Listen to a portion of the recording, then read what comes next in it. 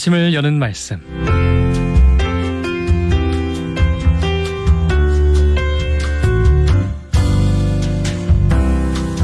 아침을 여는 말씀, 오늘의 시간은 대연교회 전승만 목사님께서 말씀 전하십니다. 은혜의 시간 되시기 바랍니다. 방송정 여러분 안녕하세요. 좋은 아침입니다. 오늘도 변함없이 하나님의 말씀으로 새로운 한 주를 시작하시는 여러분 모두에게 하나님의 크신 은혜와 평강이 함께 하시길 간절히 바랍니다. 최근 우리 교회에서 교회 일꾼을 세우는 임직식을 했는데요. 저는 임직식을 할 때마다 이해가 가지 않는 두 가지가 있습니다. 첫째는 하나님께서 어떻게 그토록 거룩한 복음의 진리를 불완전한 교회에 맡기셨을까 하는 것입니다. 교회마다 자기들의 문제도 감당하기 버거운데 하나님께서는 하나님의 진리를 담기에는 적절하지 않은, 어떻게 생각하면 찌그러진 밥그릇 같은 교회에 복음을 맡기셨다는 것이 정말 신기하지 않을 수가 없습니다. 둘째로 더 놀라운 사실은 바울의 고백대로 죄인 중에 괴수와 같은 지극히 연약한 인간들에게 그 교회를 섬기라고 직분을 주셨다는 것입니다. 바울의 표현대로 질그릇에 어울리지 않는 보배를 담아 주신 것이죠. 그렇다면 하나님은 왜 이런 연약한 인간에게 직분을 주셔서 교회를 섬기게 하셨을까요? 바울은 디모데후서 4장 2절에서 디모데에게 너는 말씀을 전파하라. 때를 얻든지 못 얻든지 항상 힘쓰라고 말합니다. 여기서 너는 디모데를 의미하죠.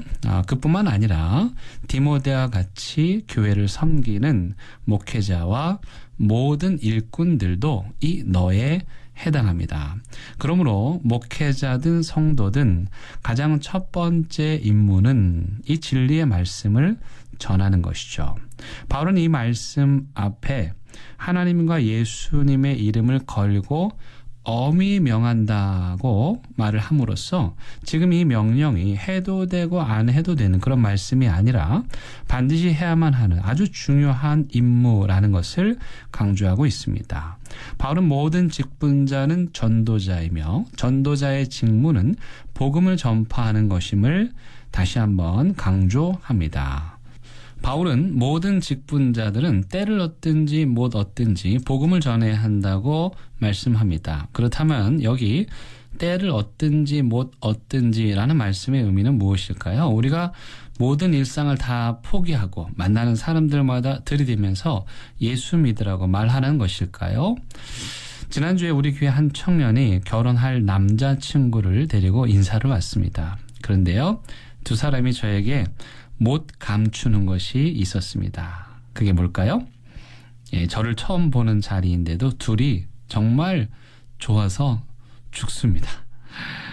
사랑하는 사람들은 그 사랑을 아무리 감추려고 해도 감출 수가 없는 것이죠. 표정이든 말이든 눈빛이든 다 드러나게 되어 있습니다. 사내 커플, 교회 커플이 결국은 들통나는 이유가 그것입니다. 그들이 아무리 감추려고 해도 사랑은 감춰지지가 않는 것이죠.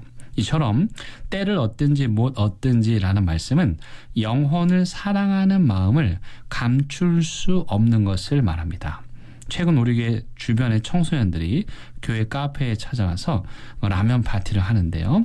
아이들을 위해 라면을 준비하고 섬기는 일은 그리 쉬운 일은 아닙니다. 그런데 봉사자들의 얼굴을 보면 하나같이 아이들을 향한 사랑이 뚝 흘러 넘칩니다.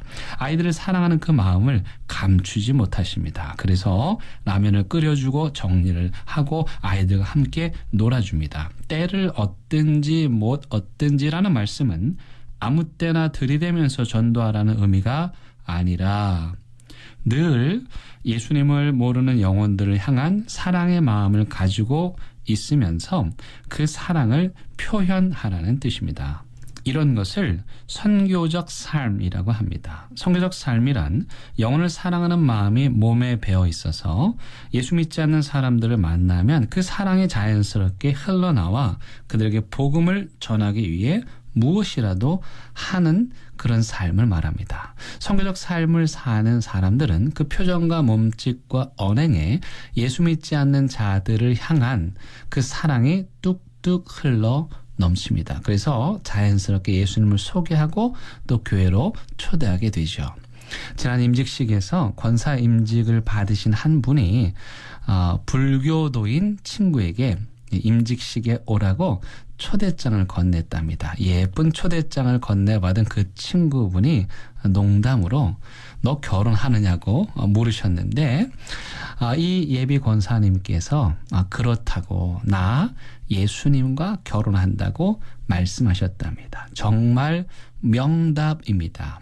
임직식은 예수님과 결혼하는 날이죠. 그렇게 예수님과 결혼을 하고 평생 예수님과 함께 사랑하며 살면서 생명을 낳고 생명을 살리는 일을 하는 것이죠.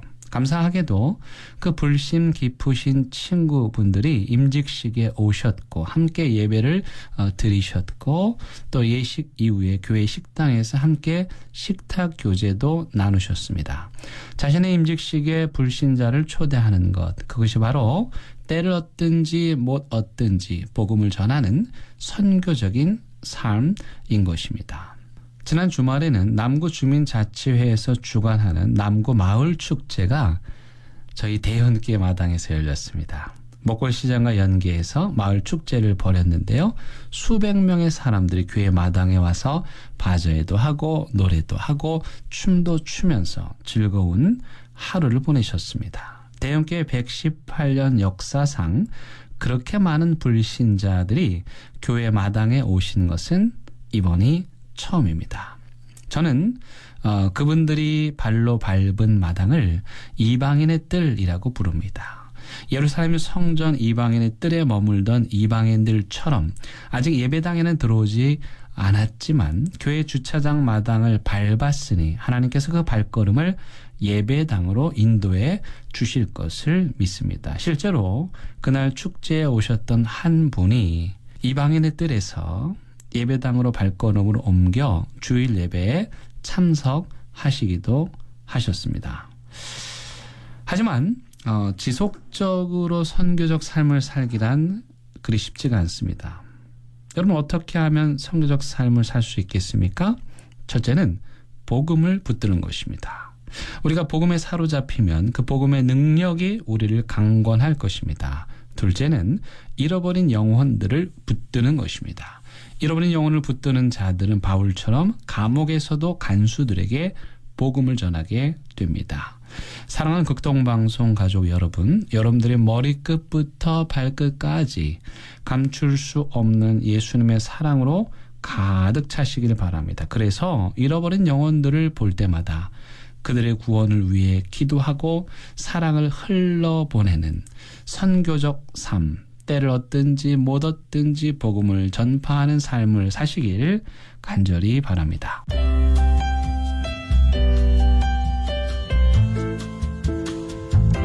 아침을 여는 말씀.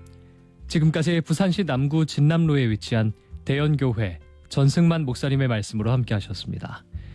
오늘 방송 들으시고 신앙생활에 도움받기를 원하시거나 예수님을 구주로 영접하기 원하시는 분들은 051-628-2260 대연교회로 연락주시거나 051-780-2828 부산극동방송으로 연락주시기 바랍니다.